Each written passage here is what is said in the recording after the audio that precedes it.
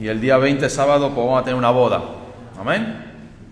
Así que vete preparando para el sábado, para poder acompañar a nuestro hermano Miguel y Leticia. Pónganse de pie. Amén. Sí. Así que muy bien.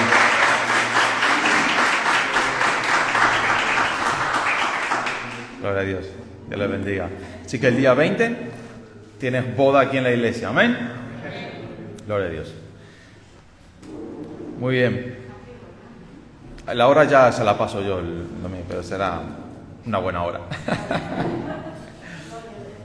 Les voy a compartir algo que estamos hablando acerca de la iglesia. Una palabra que es complicada, pero vamos a ver si puedo hacerla que la podamos entender.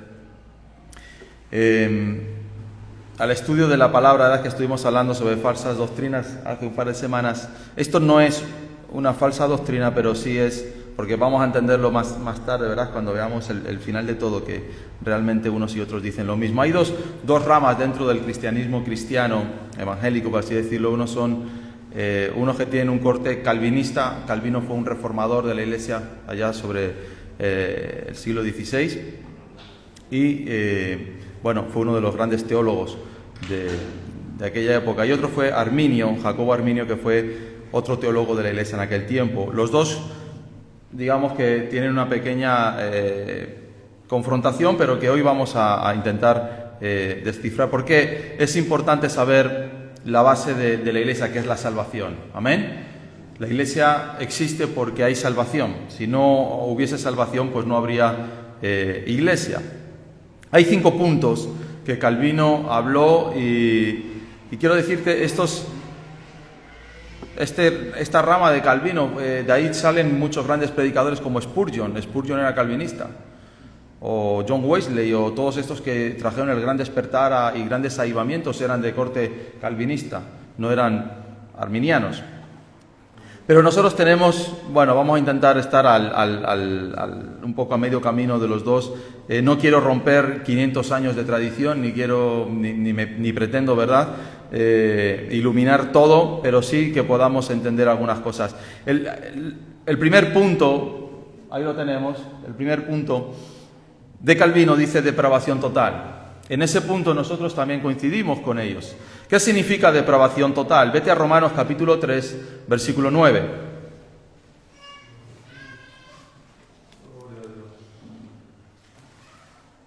Porque hay mucha discusión en cuanto a si se es salvo, será siempre salvo, si somos predestinados. No sé si han oído algunas de estas palabras, algunas de estas cosas. Me imagino que sí. Bueno, hoy vamos a ver un poco todo esto.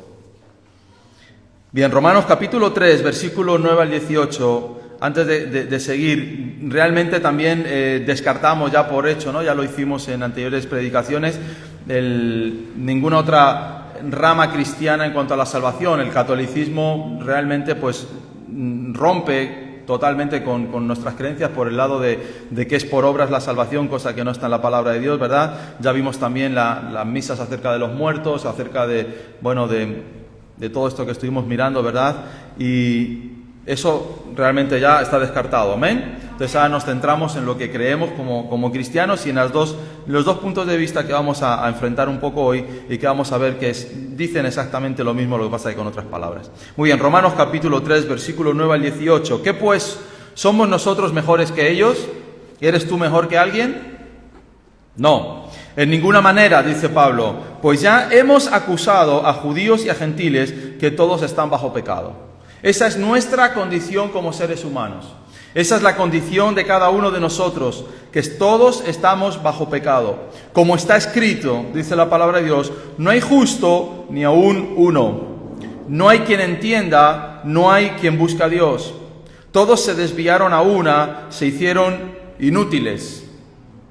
Subraya esa palabra, inútiles. Tú y yo somos inútiles delante de Dios. No tenemos ninguna capacidad para buscarlo, no tenemos ninguna capacidad para poder intervenir en nuestra salvación, no tenemos ninguna capacidad para poder llegar a Dios. No hay quien haga lo bueno, dice Pablo, no hay ni siquiera uno. Sepulcro abierto es su garganta, eso es lo que somos nosotros, ¿verdad? Si nos dejan a nuestro libre albedrío, imagínate las barbaridades que algunos ya hemos dicho, ¿verdad? Si echamos memoria, alguno diríamos, me arrepiento de haber dicho esas palabras, ¿verdad? Con su lengua engañan, ¿verdad? Veneno de áspides hay debajo de sus labios. Su boca está llena de maldición y de amargura. Así somos nosotros sin Cristo. Nuestros pies se apresuran para derramar sangre. Quebranto y desventura hay en sus caminos, y no conocieron camino de paz. ¿Por qué vinimos a Cristo? Porque no teníamos paz en nuestros corazones. Amén. Porque no había paz en nuestras vidas, no había paz en nuestras familias. No hay temor de Dios delante de sus ojos. Así que, hermanos, nos encontramos que el hombre, desde que cae en el jardín del Edén y cae en el pecado, nos encontramos con una naturaleza caída que siempre va a buscar el pecado. Nosotros, aún estando en los caminos de Dios, nuestra tendencia va a ser siempre hacia lo malo. Nuestra incapacidad de poder vivir en paz con Dios, nuestra incapacidad de poder vivir en santidad, es algo que debemos de asumir porque es nuestra naturaleza y es algo que llevamos dentro de nosotros. Cada uno de nosotros, ¿verdad? Toda la sociedad y todas las generaciones que han estado antes que nosotros y las que, si Dios quiere, puedan estar detrás de nosotros, partirán del mismo punto de vista. Tenemos una depravación total en nuestra vida. No queremos lo bueno, no anhelamos la santidad, no deseamos las cosas de Dios, sino que deseamos hacer nuestra propia voluntad, deseamos hacer las cosas a nuestra manera, deseamos vivir nuestra vida como nosotros queramos hacerlo. No admitimos ninguna autoridad de Dios, no admitimos ninguna autoridad teológica, no admitimos ninguna autoridad espiritual sobre nosotros, porque en nuestro corazón llevamos la rebelión del pecado. Nuestra incapacidad de buscar a Dios es lo que la Iglesia desde el principio, desde la Reforma, dijo que estábamos en una depravación total. Y no solamente lo dice la Iglesia reformada, sino que Pablo lo dice aquí en el libro de los Romanos. El libro de los Romanos es el libro central que nos habla acerca de la salvación del hombre. La epístola a los Romanos es, digamos, la gran epístola dada por Pablo para poder entender la salvación que nosotros hemos recibido. Así que en el primer punto, hermanos, estamos de acuerdo. ¿Amén? ¿Hay algún justo aquí entre nosotros? ¿Hay alguno bueno entre nosotros? No. Todos estamos condenados al infierno, todos estamos condenados al pecado por nuestra naturaleza humana caída desde el principio de los tiempos. Segundo punto de vista, elección incondicional.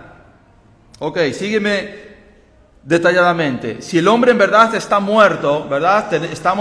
Vivimos en una depravación total, prisioneros y ciegos del pecado. Entonces el remedio para todas estas condiciones debe descansar fuera del hombre. ¿Amén? En nosotros no puede residir la capacidad de salvación, así que esa capacidad de salvación, ¿dónde está? Fuera de nosotros. ¿Ok? ¿Puede el muerto levantarse a sí mismo? ¿Puede un muerto levantarse a sí mismo? No, esa es la respuesta. Evidentemente es imposible. Sin embargo, hay hombres y mujeres que son levantados de su muerte espiritual. ¿Amén? ¿Tú has sido levantado de tu muerte espiritual? Amén. Amén. ¿Has nacido de nuevo? Amén. Amén. Se producen nuevos nacimientos, ¿verdad? Tal cual lo proclama el Evangelio de Jesucristo. Y como nosotros somos incapaces de llevar a cabo esta obra por nosotros mismos, se puede concluir que es Dios quien nos levanta de entre los muertos. Amén. ¿Quién te levantó a ti de tus pecados? Cristo. Amén. Aleluya. ¿Hasta ahí está todo claro? Ok. Por otro lado, como muchos hombres y mujeres no han sido vivificados, ¿verdad? Vivimos rodeados de personas que no han nacido de nuevo, se puede concluir que estos son porque Dios no los ha levantado entre los muertos, ¿verdad? Si el hombre es incapaz de salvarse a sí mismo, siendo la caída de Adán una caída total, y si solo Dios puede salvar, y si no todos son salvos, entonces Calvino llegó a la conclusión de que Dios ha escogido salvar solo a unos pocos, a los que se les llama los predestinados. Vete a Romanos capítulo 8, versículo 30.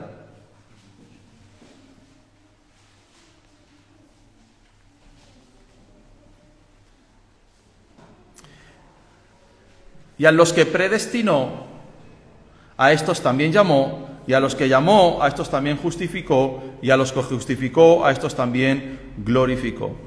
Amén. Nosotros, como iglesia, no creemos en la predestinación o la elección incondicional, sino en la oportunidad divina. Yo entiendo la predestinación que habla la palabra de Dios en Romanos, no como la forma arbitraria que tiene Dios de escoger a las personas, este sí, este no, sino como la presciencia de Dios hablando en ese instante. Antes de que Dios fundase el mundo, ya Dios sabía todo lo que iba a acontecer. Amén. Ya Dios entendía todas las cosas. Antes de ni tan siquiera crear a Satanás, ya sabía de la rebelión de Satanás. Antes de ni tan siquiera crear el primer océano sobre la tierra, ya sabía Dios de la caída de Adán y Eva. Ya estudiamos, ¿verdad?, el por qué Dios sigue creando todo eso. Si no, pues lo podemos volver a predicar otro día, si tú no lo oíste, pero ya llegamos a aquella conclusión.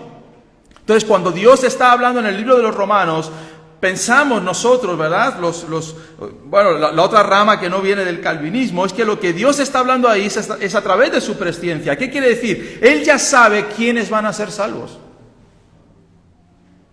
¿Tú crees que Dios no sabe quiénes son los que van a ser salvos? Es más, si Dios sabe los que van a ser salvos, Él puede escribir en el libro de la vida los nombres de aquellos que van a ser salvos. Porque Él lo sabe. Lo que Pablo nos está haciendo entender en este versículo de Romanos es abriéndonos la grandeza absoluta de Dios de una manera tremenda. Nos está diciendo, ya Dios conoce cada uno de vosotros cuál es vuestro destino. Ya Dios sabe quiénes van a ser salvos y quiénes no. Ahora, ¿eso quiere decir que Dios los predestina desde antes de la fundación del mundo? No. Si la predestinación fuese tal cual la expone Calvino, entonces todos los hombres que son hebreos serían salvos. Porque ¿qué pueblo fue predestinado para ser el pueblo de Dios? El pueblo judío. Si encontramos una predestinación clara en la palabra de Dios, sería a través del pueblo judío, ¿verdad? Haré de ti una nación grande, ¿verdad? ¿Y cuál es el pueblo escogido por Dios sobre la faz de la tierra? ¿Cuál es? Israel, el pueblo judío. Entonces, si nosotros decimos, ¿verdad?, que todos los judíos entonces se van a salvar por ser el pueblo predeterminado por Dios, no. Entonces estaríamos aceptando que Coré en su rebelión cuando se lo tragó la tierra fue al cielo. Estaríamos aceptando que Nadab y Abiú, hijos de Aarón, ¿verdad?, no solamente eran hebreos, sino que eran de los levitas, de los que ministraban en el templo. Cuando pusieron fuego falso delante de Dios y el fuego de Dios se los consumió, estarían en el cielo. Y no es así. El hecho de haber nacido en el pueblo predeterminado por Dios, como el pueblo judío, no les da a los judíos la salvación. Amén. Entonces vemos ya en el pueblo de Dios la libertad que ellos tenían de obedecer o desobedecer la voz de Dios, aún siendo un pueblo predestinado por Dios. Así que nosotros no podemos estar de acuerdo con esto, ¿verdad? Porque todos oyen la voz de Dios llamándoles a la salvación, absolutamente todos, aunque estemos muertos. Es el Espíritu Santo, hermanos, el que hace algo sobrenatural en tu vida y en mi vida, la que llama a nuestro espíritu y nos da vida a nosotros. Cuando tú recibiste a Cristo y empezaste a oír el mensaje del Señor, ¿qué fue lo que empezó a abrir en tu corazón, verdad? El Espíritu de Dios comenzó a hablar a tu vida y tú empezaste a hacerte preguntas o tú empezaste a preguntarte, bueno, ¿y esto que están diciendo cómo es? Y empezaste hasta que te diste cuenta, amén, de que necesitabas a Cristo. Esa resurrección la hace el Espíritu Santo, no en aquellos que han sido determinados por Dios o llamados por Dios, sino en aquellos que realmente quieren seguir a Cristo. La segunda parte de por qué no estamos de acuerdo es porque esta elección sería arbitraria, y algo arbitrario significa que depende solamente del capricho de una persona o se obedece solamente a principios dictados por la razón, la lógica o las leyes. Es decir, escoger algo arbitrariamente es porque a ti te da la gana y ya está, no tiene ningún sentido. No tendría ningún sentido que Dios escogiese a las personas arbitrariamente, sino que Dios da oportunidad absolutamente a todos. Nosotros lo llamamos, o yo lo llamo, oportunidad divina. ¿Qué significa esto de oportunidad divina? Muchos de nosotros hemos creído, ¿verdad?, que Dios está esperando a que nosotros seamos salvos. No es tampoco eso. Dios no está esperando en su trono, ¿verdad? Dios no está esperando en la puerta de tu casa a ver si tú eres capaz de abrirle tu corazón al Señor. Esto se ha predicado durante muchas décadas en las iglesias evangélicas. Dale una oportunidad a Dios. Es más, incluso a algunos se les dice, bueno, ya probaste el alcohol, ya probaste la prostitución, ya probaste el robo, ¿por qué no pruebas a Jesús? Equiparando a Jesús al mismo nivel que el alcohol, la droga o la prostitución. No, hermanos. Tenemos que entender algo. Si es verdad que entendemos que Dios no predestina a las personas, pero tampoco podemos decir que Dios esté esperando a la puerta nuestra a ver si tú eres capaz de abrirle el corazón. Vete un momento a 2 de Corintios capítulo 6.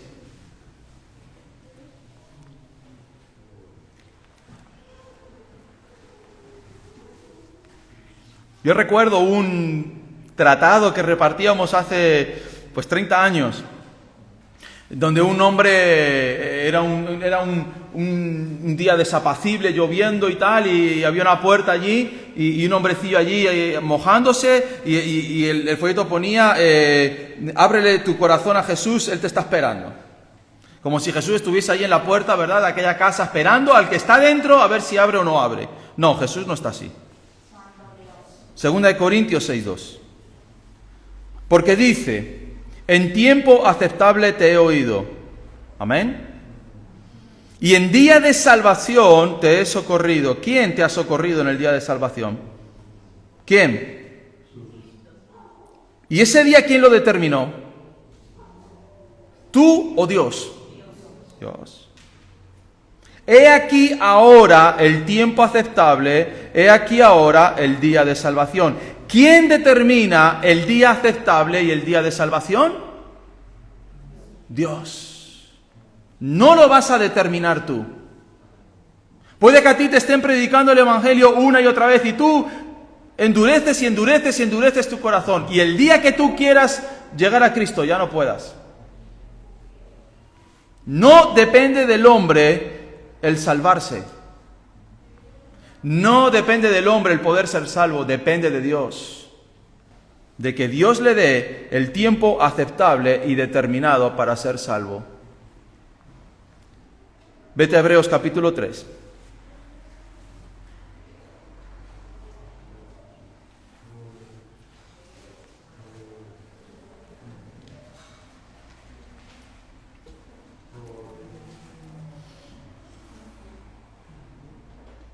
Por lo cual, como dice el Espíritu Santo, ¿qué dice el Espíritu Santo?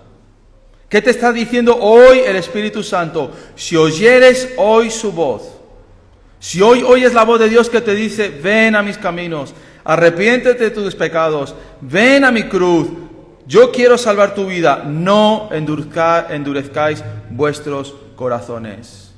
Amén. ¿Puede Dios endurecer el corazón de un hombre para que no crea? Sí. Cuando Moisés va delante de Faraón y comienza a decirle, deja salir a mi pueblo, dice la palabra de Dios que Faraón endureció su corazón y dijo, no lo voy a dejar. Volvió otra vez Moisés y le dijo, deja salir a mi pueblo, y dice la palabra de Dios que Faraón endureció su corazón y dijo, no los voy a dejar. Otra vez vuelve Moisés y le dice, bueno, deja salir a mi pueblo, y Faraón dice, endureció Faraón su corazón y no lo dejó. Pero llega un momento, no sé si es en la cuarta o en la quinta plaga, en el que la palabra de Dios dice, y Jehová endureció el corazón de Faraón. ¿Qué significa eso? Que tú no puedes determinar el día de tu salvación. Que tú no puedes decirle a Dios, bueno, Señor, déjame un poquito más de pecado, déjame un poquito más de esto es más bien para viejos, y yo, ya cuando yo ya haya hecho algunas cosas, entonces ya vengo a ti. No funciona así. El día, la oportunidad solamente dependen de Dios. Porque Dios puede llegar un día en que Dios endurezca tu corazón y tú y yo nunca más vayas a creer. Dice la palabra de Dios que Dios no puede ser burlado. Amén. Dios no puede ser burlado. Vete a 2 de Timoteo, capítulo 2, versículo 24.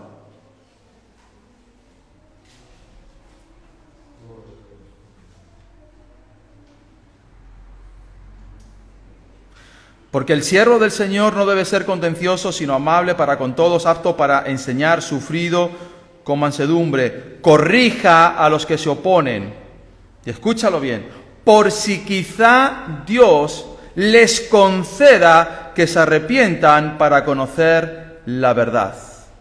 ¿Has escuchado bien? Por si quizá Dios les conceda que se arrepientan para conocer la verdad.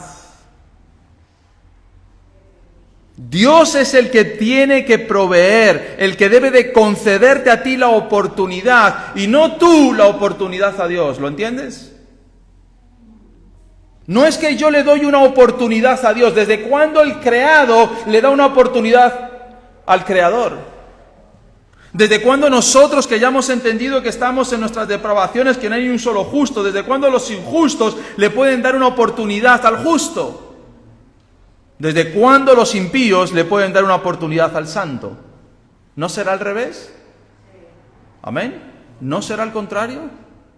¿No será el Dios Todopoderoso que dé una oportunidad en un momento determinado a tu vida para que tú seas salvo? Tú puedes estar aquí escuchando la palabra de Dios domingo tras domingo y Dios te está dando oportunidad tras oportunidad, pero llegará un punto en el que Dios cierra sus puertas. ¿Cuánto tiempo estuvo Noé predicando el Evangelio? Más de 100 años. Y dice la palabra de Dios que llegó un día en que Jehová cerró la puerta y ¿pudo entrar alguno de los que estaban golpeando? No.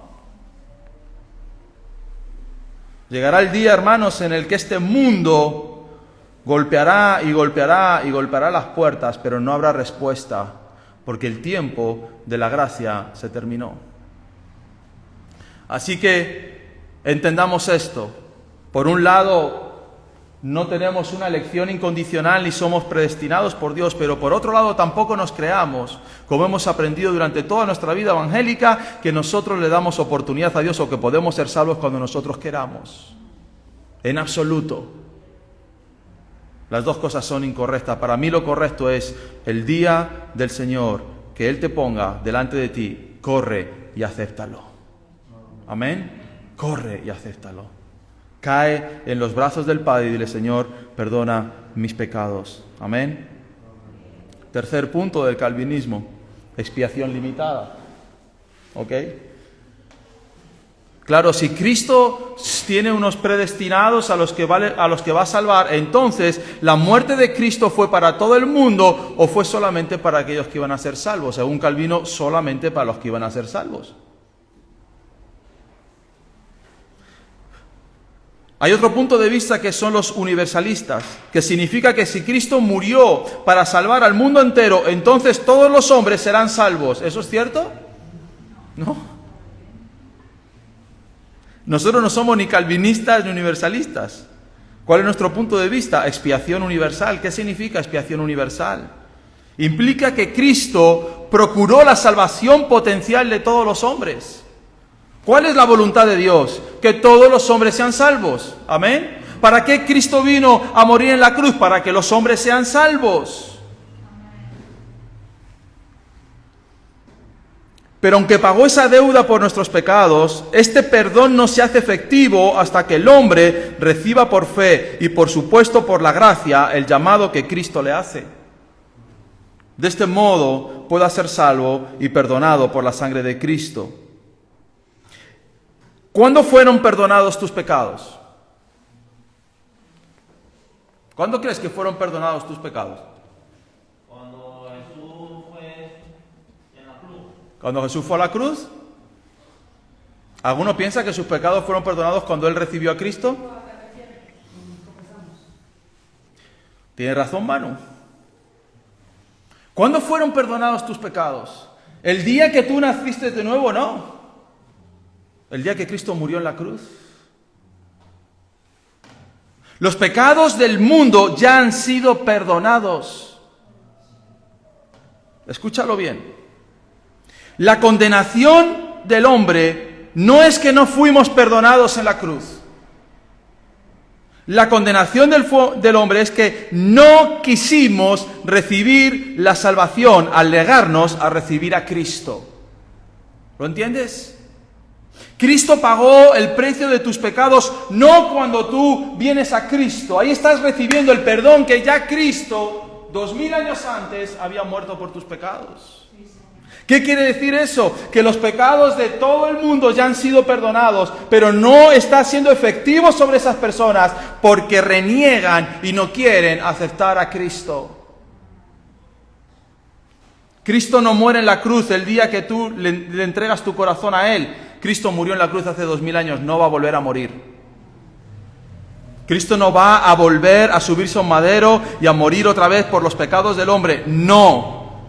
Juan 3:19 deja claramente cuál es la condenación del mundo. Dice, y esta es la condenación del mundo, que la luz vino al mundo. Amén. ¿Cuándo vino la luz al mundo? Hace 2000 años. Y los hombres, ¿qué hicieron? Amaron más las tinieblas que la luz, porque sus obras eran malas. Entonces, hermanos, tenemos que la expiación, esa es una expiación universal hacia todos los hombres. Dios no murió en la cruz por unos que Él predeterminó antes de la fundación del mundo. Dios no murió en la cruz por unos a los que Él eligió. Dios murió en la cruz por todo el mundo. De tal manera amó Dios al mundo que entregó a su Hijo por nuestros pecados.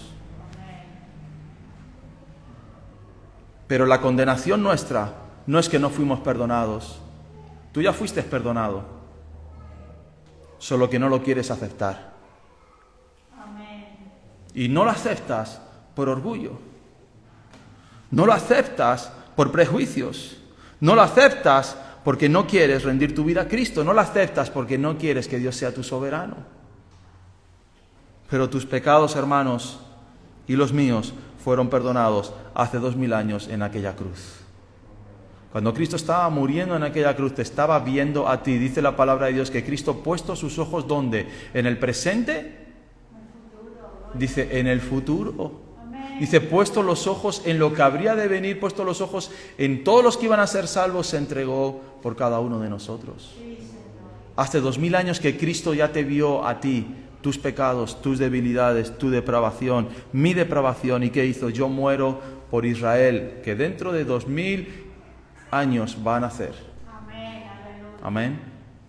Y Él preparó todo para que la salvación tocase a mi puerta y llegase a mi vida y que el Espíritu Santo me pudiese resucitar de mis pecados. Amén. Ok. ¿Lo hemos entendido? Amén. Cuarto punto. Gracia irresistible o gracia eficaz por un lado y nosotros gracia universal. Aquí estamos de acuerdo con Calvino. Hay una gracia que es irresistible y para nosotros también es universal. ¿Qué quiere decir esto? Que cuando Dios te llama al arrepentimiento, tú sales. Tú sales. Y lo vamos a ver con mucha más claridad dentro de un rato. Dios da su gracia, y esta es universal, hermanos, e irresistible, para que el hombre esté a su lado, escúchalo bien, por amor y no por imposición. Amén.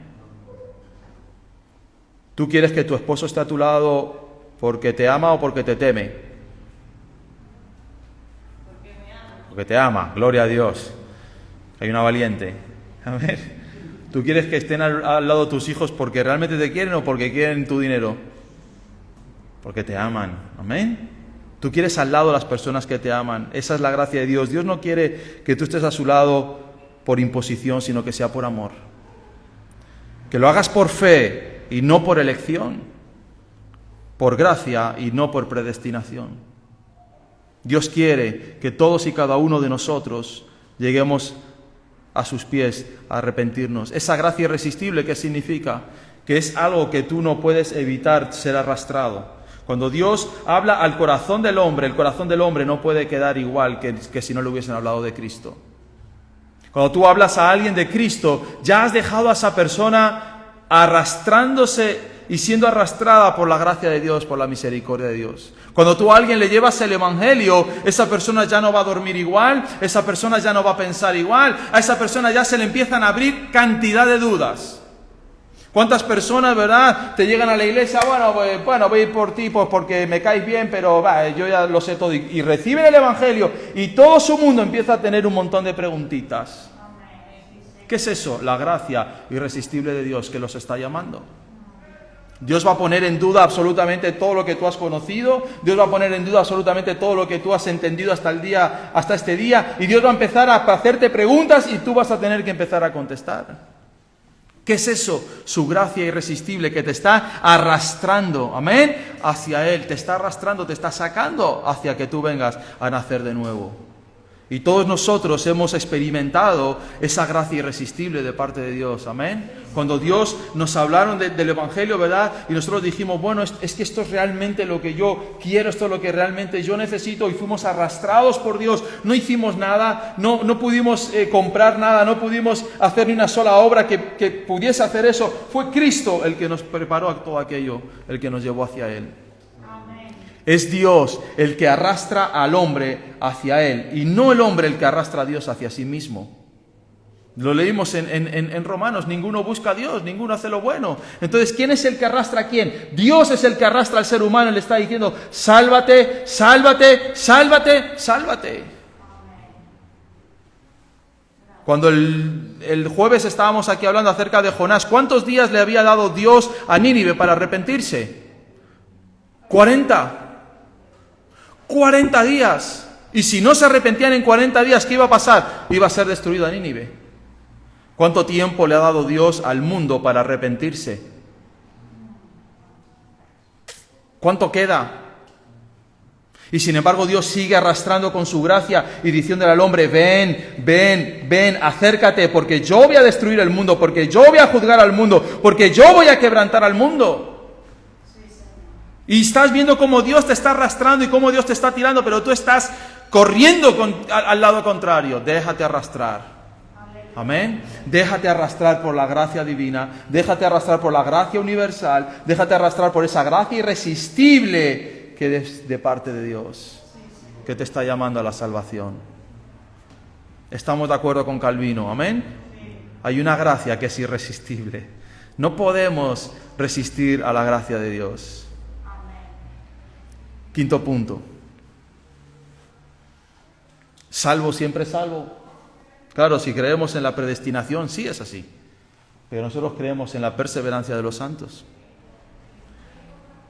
Si tú crees en que solamente unos pocos escogidos han sido puestos por Dios para ser, de una forma arbitraria, para ser salvos, entonces está claro que Dios va a proveer todas las cosas para que esas personas permanezcan en la salvación. Ahora, cuando Calvino dijo, y esto se ha malinterpretado de parte de toda la iglesia evangélica, cuando Calvino dijo que salvo siempre salvo, estaba diciendo que una persona que viene a los pies de Cristo y vive en adulterio y en fornicación se va a salvar. No, eso no fue lo que Calvino dijo. Por eso estamos de acuerdo con aún en el quinto punto, que es el más difícil de todos los puntos. Entonces, cuando tú le preguntas a una persona, ok, entonces, si una persona que ha conocido a Cristo y se ha bautizado y ha venido a los caminos de Dios, ¿verdad? Y ustedes creen en la predestinación, sí, está sentado en su culto, sí, participa de los diezmos, de las ofrendas, participa de la alabanza, de la adoración, ok, todo correcto, pero se vuelve a mentir y vuelve a engañar y vuelve a ser un adúltero. Entonces, ¿qué ha pasado? Lo que te responden es, nunca fue salvo.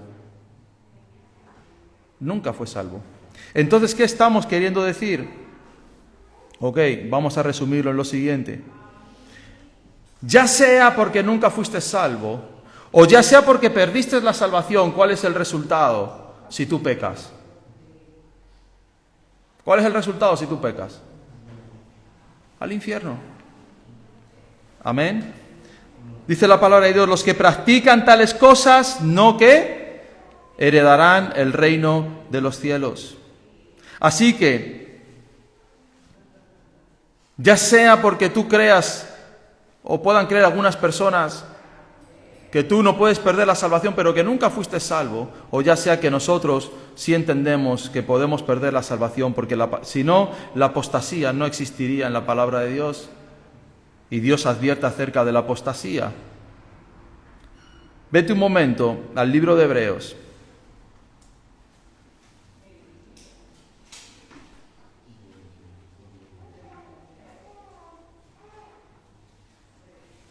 Capítulo 12.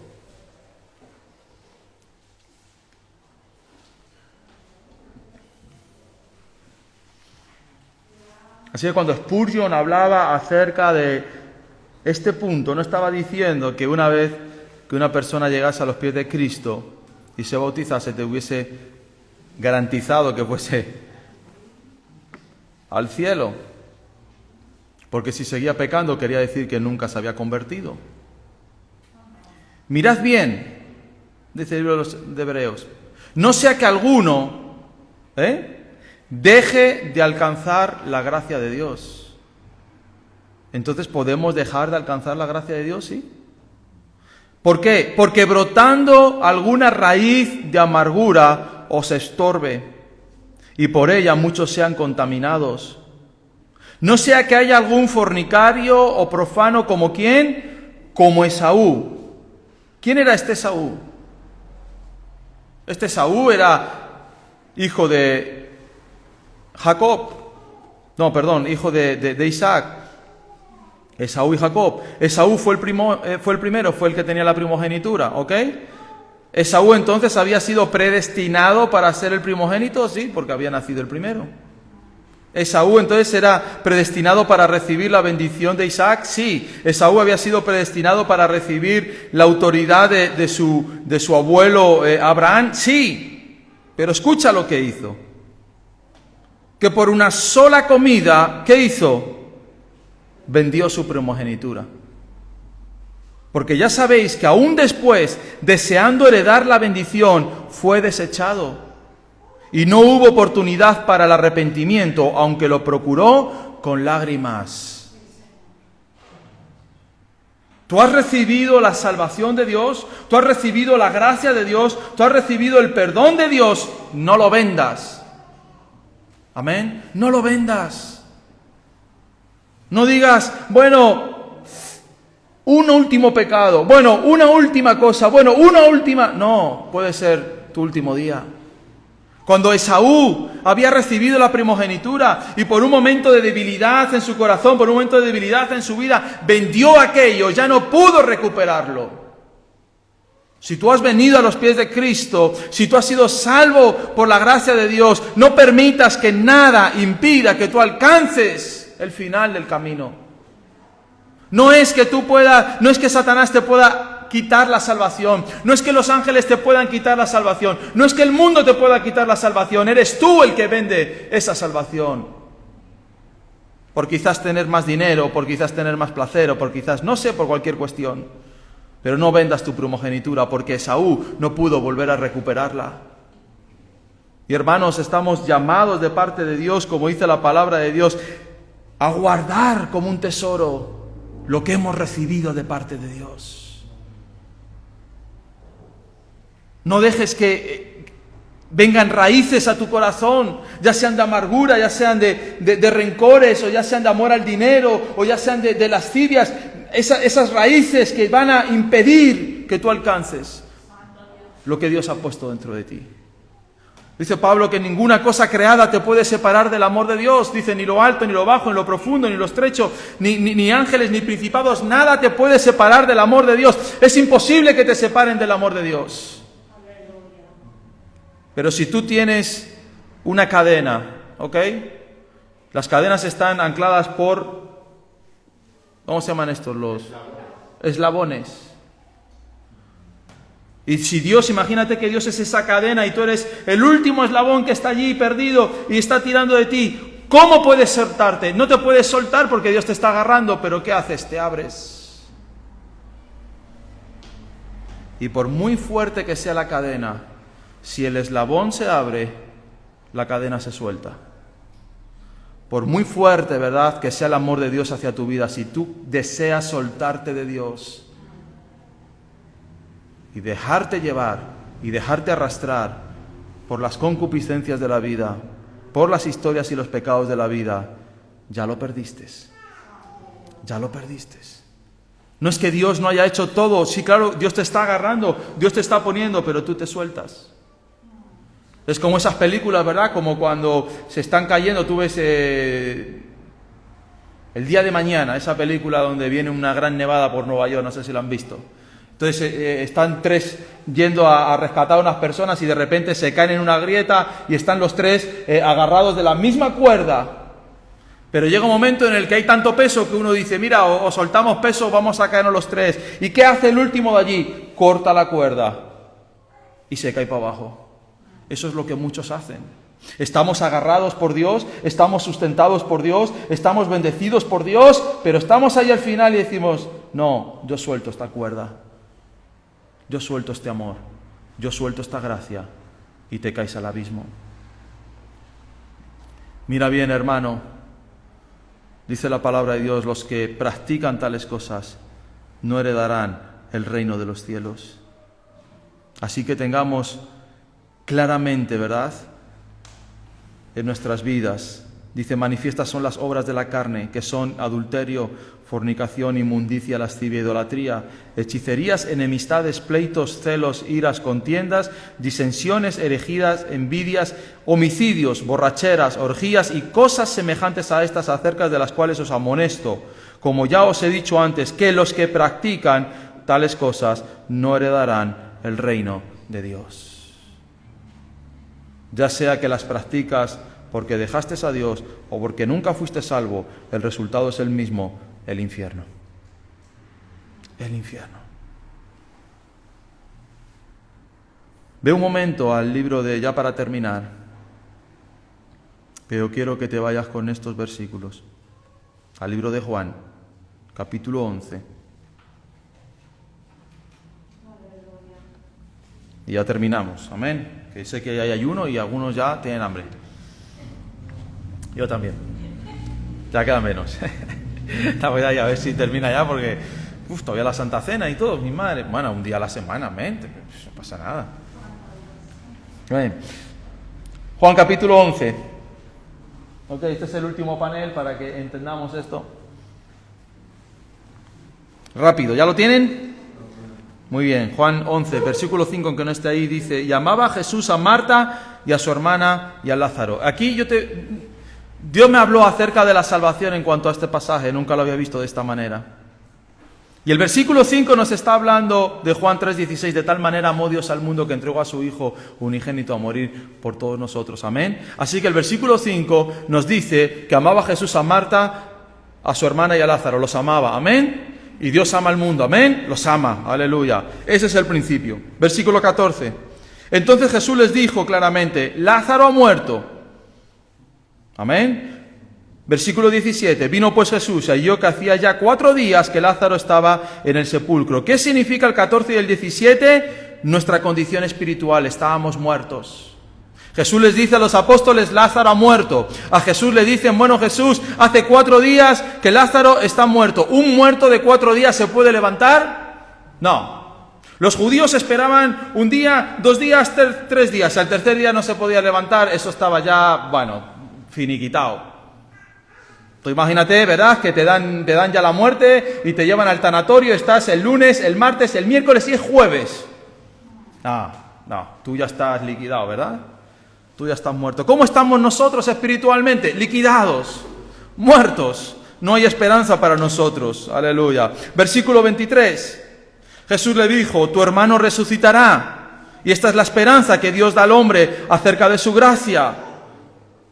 Versículo 25. Jesús le dijo, yo soy la resurrección y la vida, y el que cree en mí, aunque esté muerto, vivirá. Y todo aquel que vive y cree en mí, no morirá eternamente. ¿Crees esto? Dios es el soberano sobre la vida y sobre la muerte. Dios es el soberano sobre todas las cosas creadas y Dios puede levantar a cualquiera de su muerte espiritual. Amén. Sea cual sea su condición espiritual. Da igual cuál haya sido el peor de los pecadores. Ya da igual el mundo en el que haya vivido, las cosas que haya hecho. Jesús es la resurrección y la vida. Él tiene poder para levantarte de entre los muertos. Él tiene poder para resucitar a tu familia. Él tiene poder para resucitar a tu matrimonio. Él tiene poder para resucitar a tu esposo, a tu esposa. Él tiene poder para resucitar a tus hijos.